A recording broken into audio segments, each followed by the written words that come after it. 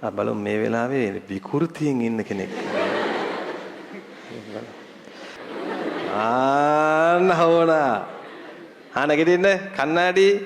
ඒ බෙදීම V අනුපාතය අඩු වෙනකොට පේනවා වැඩි.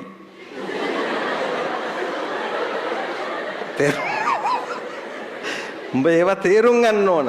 චූටි මහත්තයා කියන්න බෑ චූටි මහත්තයා. උඹ මතක තියාගන්න ඕන මාවේ මම උඹට චූටි මහත්තයා කිව්වා කියලා. අම්ල වැසි ඒක තමයි. හෙන ගහන්න ඕන. අකුණු ගැසීම. very good. වාඩි වෙන්න. හෙන ගහන ගානේ ගෙදර කට්ටියට කියනන ඕන් නයිට්‍රජන් නයිට්‍රේට් නෝ. එතකොට ඇමෝනියත් කොහෙමද ඉන්න ඕන? පසේමයි වතුරේ දිය වෙන හින්දා ඇමෝනියම් හැදෙනවා. ඕකට තමයි කිව්වේ ඇමෝනිකරණය. කොබන් හයියෙන් කියන්නේ ඇමෝනිකරණය. කොබන්ට දැන් ආයෙ ලිස්ට් එක කියාගෙන යන්න පල්ලෙහාට. වායුගෝලීය නයිට්‍රජන්, නයිට්‍රයිට්, පසේ කාග තුල ප්‍රෝටීන, සතුන් තුල ප්‍රෝටීන, එන ඊට පස්සේ ඇමෝනියම් වෙනවා. ලේසිනේ. ප්‍රෝටීන කැඩීම මොකද්ද? ප්‍රෝටියොලිසිස්. ඇමයිනෝ අම්ල වලින් ඇමෝනියම් හැදෙන එක. ඇමෝනිකරණය. ඊට පස්සේ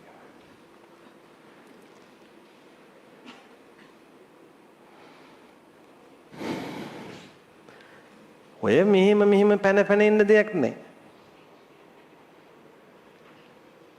මෙහෙම එන්න පුළුවන්කම තියෙනවා. කොහෙද යන්නේ?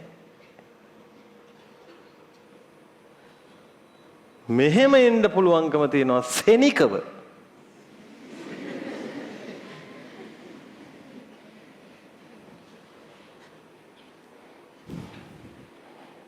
තේරුණා? කොහොමද?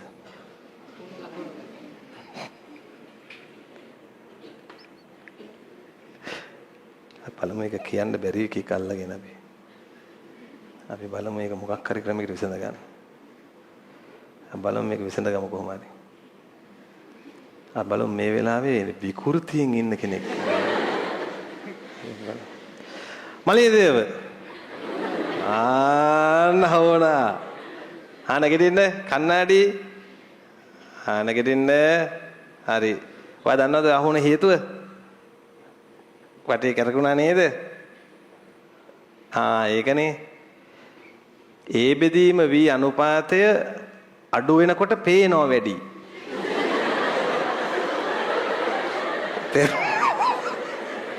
උඹ ඒවා තේරුම් ගන්න ඕන. හරි. චූටි මහත්තයා කියන්න බෑ චූටි මහත්තයා. උඹ මතක තියාගන්න ඕන මාවේ මම උඹට චූටි මහත්තයා කිව්වා කියලා. චූටි මහත්තයා කියන්න මේක කොහොමද වෙන්නේ?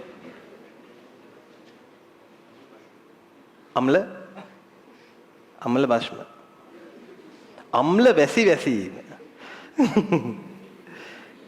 දන්නේ නේ. ඒක තමයි. හෙන ගහන්න ඕන. අකුණු ගැසීම. very good. වාඩි වෙන්න.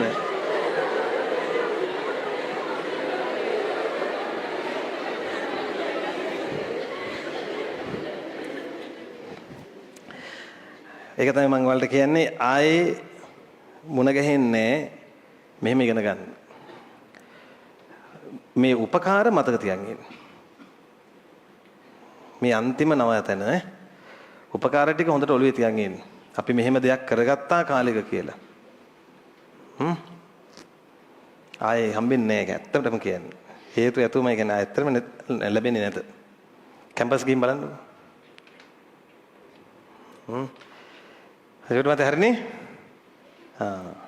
හෙන ගහන ගානේ ගෙදර කට්ටියට කියනන ඕන් නයිට්‍රජන් නයිට්‍රේට් නෝ. එතකොට මෙතන මේ නයිට්‍රජන් තිර වුණේ මේ නයිට්‍රජන් තිර වුණේ මේක අතරින් එක්තරා නයිට්‍රජන් තිරවීමනේ ඉන්නේ තිර කිරීමක් කියන්නේ. මේ නයිට්‍රජන් තිර වුණේ ජීවීන්ද ජීවීන් විසින්ද අජීවී විසින්ද? ඔව් මේ ශුද්ධ ජීවීන් එක තුල හේනයක් පාත් කරගන්නේ. ඒ නිසා මේකට කියන්නේ ජෛවද අජෛව නයිට්‍රජන් තිර කිරීම. අජෛව නයිට්‍රජන් තිර කිරීම. ඊළඟ තව පුළුවන් ඕනනම් ෂේප් එකේ මේ නයිට්‍රේට් වලින් කඩ නයිට්‍රජන් කරලා වායු ගෝලයට යවන්න.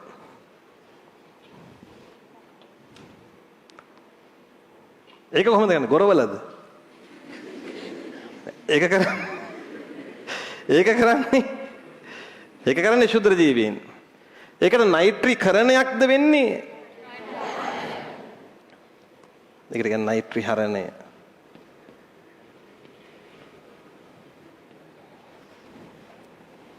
හදන් කියන්න බලන්න මතකෙන්. ඔච්චරයි. ඔතනින් ඉවරයි. කියන්න බලන්න මතකෙන්. වායුගෝලීය නයිට්‍රජන් පසේ නයිට්‍රයිට් ශාකවල ප්‍රෝටීන පසේ ප්‍රෝටීන ඇමයිනෝ අම්ල ඇමෝනියම් ඊළඟට නයිට්‍රජන් නයිට්‍රේට් වෙන්නේ අකුණු ගහලා නයිට්‍රේට් නයිට්‍රජන් වෙන්නේ නයිට්‍රජන් ඔච්චරනේ තියෙන්නේ මුළු නයිට්‍රජන් චක්‍රයම තුන තියෙනවා ඕන ප්‍රශ්නයකට ලියන්නේ දැන් මේ නයිට්‍රජන් තිර කිරීම කරන ශුද්ධ ජීවීන් ඉන්නවා හරිද නයිට්‍රජන් තිර කිරීම කරන ශුද්ධ ජීවීන් ඉන්නවා